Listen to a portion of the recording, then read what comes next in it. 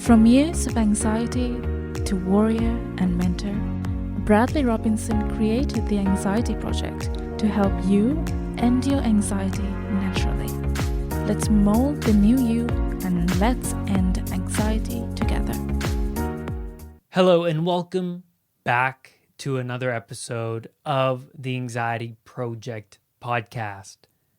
This one is number 62 and I am your host, Brad Robinson. This episode is on the day in the life of a health anxiety sufferer. I have a video on YouTube already of this, so go to my YouTube channel, The Anxiety Project, and I have a video talking about the day from morning until night of what it's like to have health anxiety. I then wanted to make a podcast episode about it because people really relate to that video. People relate to what I went through suffering from severe health anxiety. And so I want to make this podcast about the day of a health anxiety sufferer so that you can relate to my story, but also give this podcast episode to somebody else, maybe someone in your family, a friend, so that they understand what it's like, what you're going through. Now, I suffered with health anxiety, severe health anxiety, and then that resulted into agoraphobia, where I was afraid of the outside world, so I shrunk my world to as little as possible, and then I secluded myself in my house. I was afraid of having a panic attack out in the outside world. I was afraid of having a heart attack, and nobody around was there to help me. Also, it was that fear of embarrassing myself out in public, going through this anxiety attack or having a heart attack in public. And it was that embarrassment, it was that judgment that kept me secluded in my house, suffering with this health anxiety. Now, I'm going to go through the day from morning until night, what it's like, what it was like for me suffering with health anxiety. Now, people ask me all the time, Brad, is it true that you actually overcame anxiety, that you're completely free of it now? And my answer is always yes. I am completely free of this debilitating anxiety. And it took me a long time. I first had to take responsibility for my anxiety and for my life and for my circumstances around me.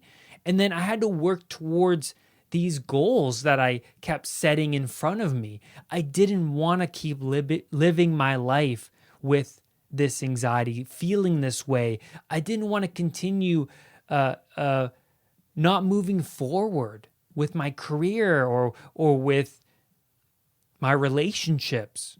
I was tired of being that victim. I was a victim. I played the victim card. I put all of my distress and worry onto other people around me. I could see that the people around me started to get frustrated with me. They didn't want to be around me. So I first had to work on myself. Once I changed my internal world, my external world changed. The people around me started to change. My relationship changed with my girlfriend, with my family. That's only because I worked on myself, my internal world. And this podcast and my YouTube channel is all about how to overcome anxiety. How do we overcome anxiety? I don't have a channel where I talk about my anxiety symptoms and complain about them, and that's that. Since I overcame anxiety, I am talking about what I went through and then telling you how to do it. You want somebody to tell you how to overcome it, because you can hang around people and go on these blogs and complain about your anxiety and talk about it, but that's not going to get rid of it. It's only going to put on a small band-aid. It's going to put a small band-aid on your anxiety for a brief moment, but it's not going to solve the problem. Now, the goal of this podcast episode, like I said, is to supply other people around you the knowledge that this is what you're going through. So give this podcast to somebody else so they understand what you're going through. And I want you to relate to my story, and then go and visit all my other podcast episodes. Go and visit my YouTube channel, because I give you the information on how to change. I am all about growing, improving. I've been through hell, and I know what it's like, and I know what to do to overcome it. And I'm still working on myself. Even though I've overcome anxiety, I have a growing mindset. I always push myself, whether it's being a better speaker or working out longer at the gym, whatever it is, reading more books, growing my knowledge. I always look at myself as somebody who's constantly growing. And that's what you're doing. Going through this anxiety recovery, you're growing, you're improving your life. So let's get into this podcast and talk about what it was like for me handling this health anxiety, what it was like on a daily basis. So in the morning, I would wake up and I would immediately check in on myself. I feel tired. How am I going to get through the day? That sensation that I keep ruminating about is still there. I don't want to go to school. I don't want to go to work, whatever it is. And I already felt defeated. Though that moment after I woke up, I just felt defeated. Like, how am I going to tackle the day? And I acted like I was defeated. I dragged myself to the bathroom, hunched over, ruminating internally how I felt. And I struggled to get my clothes on. And I would make 1,001 excuses to not leave the house. The weather is bad. I'm not feeling well. I'm not feeling at my best. My head hurts. I am exhausted. I have to go to the doctors again. So how can I go to work? Or how can I go to school? Then I rushed through breakfast. I wasn't aware what I was eating. I didn't even know what the food tasted like. And I was thinking about how dreadful the day was going to be. I felt really insecure and I felt really anxious. It felt like the outside world was too much to bear, that there's so much chaos out there, and I just wanted to stay in my comfort zone.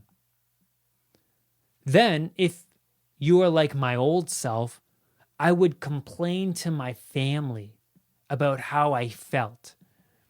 I would talk to them about my physical sensations and that, I just want to stay home. What if it is a physical illness? Google says it's this. I was secretly wanting them to tell me to stay home, That's important. Unconsciously, I wanted them to tell me, hey, Brad, stay home. You're not feeling well, you should stay. Because I really wanted to stay home. I didn't want to go out to work and go out and face that chaos, those challenges. I wanted to stay in my comfort zone. But after they provided me with some reassurance, some safety, I then went out the door. So let's talk about midday and afternoon.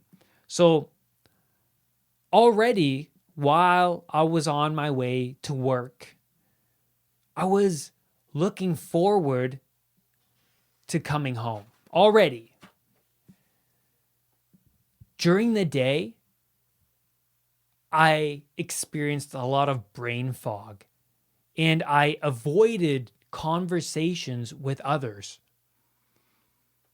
I just couldn't pay attention to anyone's story because my internal world was too chaotic.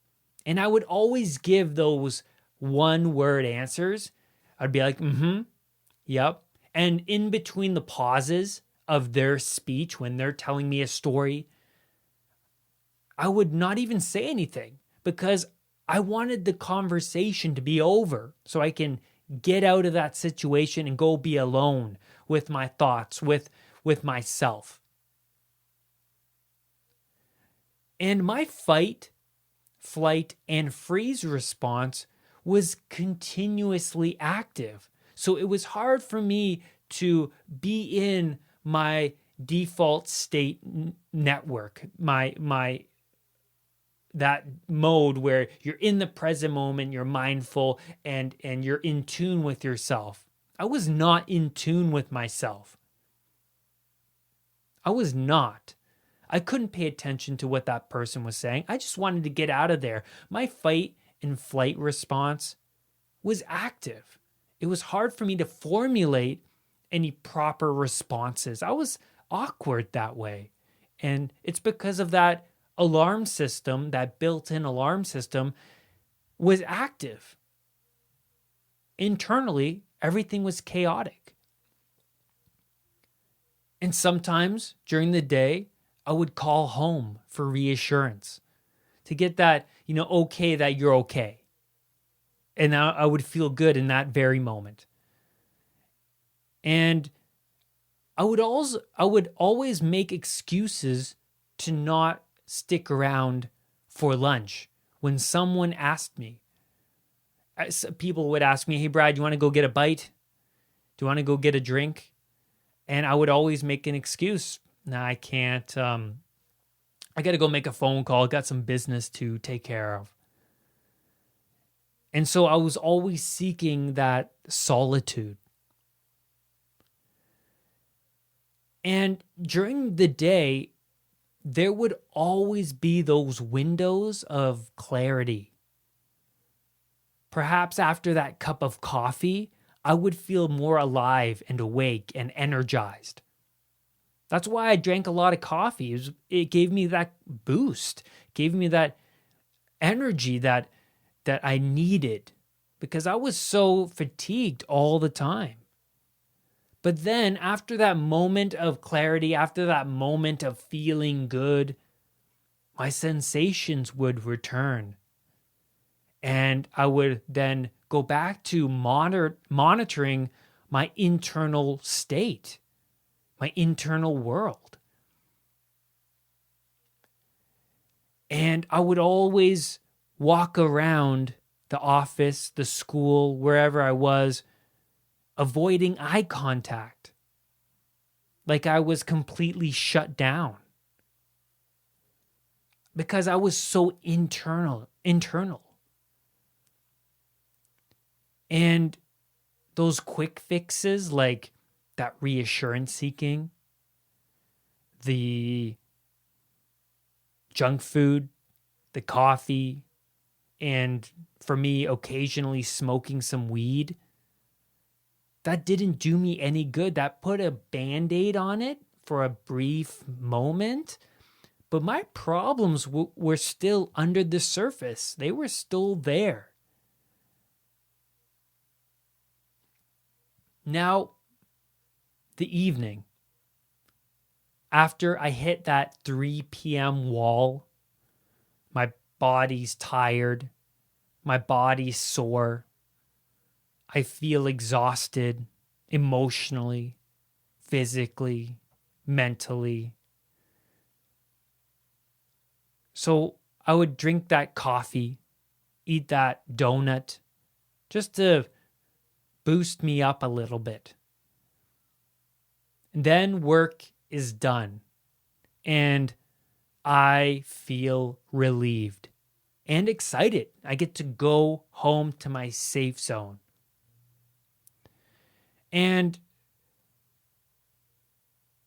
once I got home, I would talk to my family about how crappy my day was. I would complain about maybe a coworker.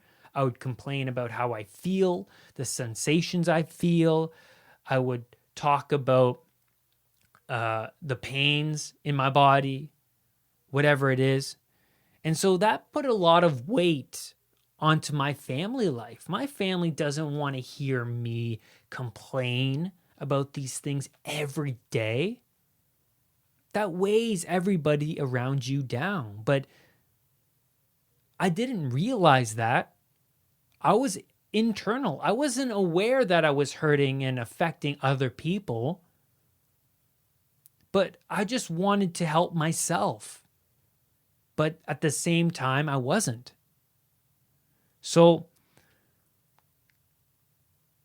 I would then sit in front of the TV to distract myself. I would watch a lot of TV. Sometimes I would watch TV while lying in bed.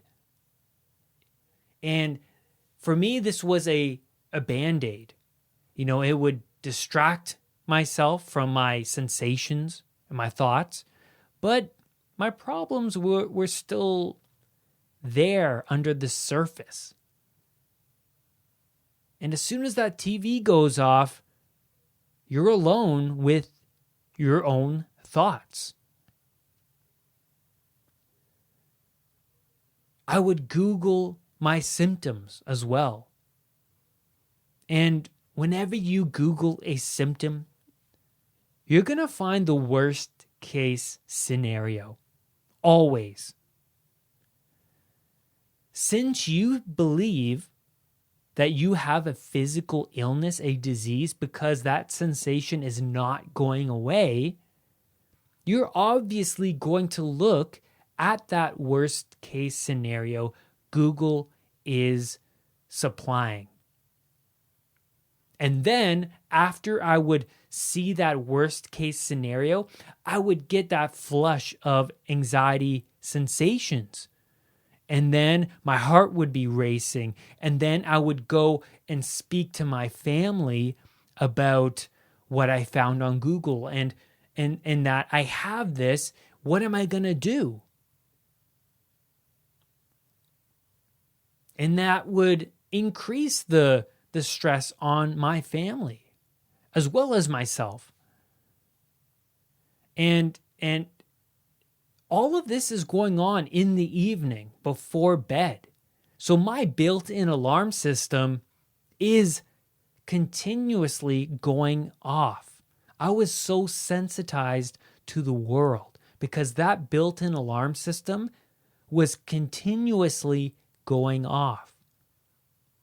And then I would attempt to take a bath. After I got that reassurance from my family, I'm going to go take a bath and I'm going to relax my mind.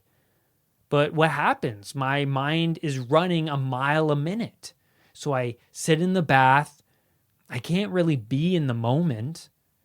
My mind is running wild. And so I get up from the bath and then I drain the bath and I go ready myself for sleep. But it's not over yet. As I lie in bed, I begin to worry about not getting enough sleep. I would say to myself, I am already lacking sleep from the previous night. Why can't I fall asleep now? If I don't get enough sleep, how will I function tomorrow? So I have all of these thoughts racing in my mind, and I put all of this pressure onto myself that if I don't get enough sleep, I'm not going to perform at my best tomorrow. So that just made me more anxious. And by the time I fall asleep, it would be like 12. And the reason I would fall asleep is because I would be emotionally exhausted. So my body just sends me right to sleep. But that's not the end of it. I would wake up during the night, sometimes with night sweats. Sometimes I would get up from my bed and pace around. Sometimes I would wake up with shallow breathing, grasping for air. So this day, this anxiety-filled day would go on and on. I remember when I was a kid, I had trouble getting to sleep. I would jump up and down on my bed. It'd be 11, 12. And I would be like, I can't get to sleep. I'm worried. And I would worry because, if I don't get to sleep, it's going to be bad for you. So I put all of this pressure onto myself since I was a kid, since I suffered from anxiety when I was young. And so my whole life, I suffered from anxiety to some degree throughout. And then in my mid-20s, it turned into a full-blown anxiety disorder. And then the outside world became even more scary and chaotic to me. So I hope this podcast shined a light on what you're going through, because you can feel mentally trapped with health anxiety. But continue listening to my podcast. Go back and re-listen to my previous podcasts and listen to them over and over again until they stick in your mind, and implement the techniques I continuously talk about in each podcast. It will help you overcome this anxiety. No one else is going to really help you unless you take responsibility for what is going on in your life. Take that responsibility. Once you change your internal world, your external world will shift. It will change. And that's where I'm going to leave you on this podcast episode. Thank you for tuning in to this week's episode. And remember, do not let anxiety define who you are. And I will see you on the next podcast episode. Bye. For more podcast episodes, for more video content, and one-on-one coaching with me via Skype, visit www.unpluganxiety.com for everything you need to know about ending anxiety naturally. I love you all. Have a great day. Bye-bye.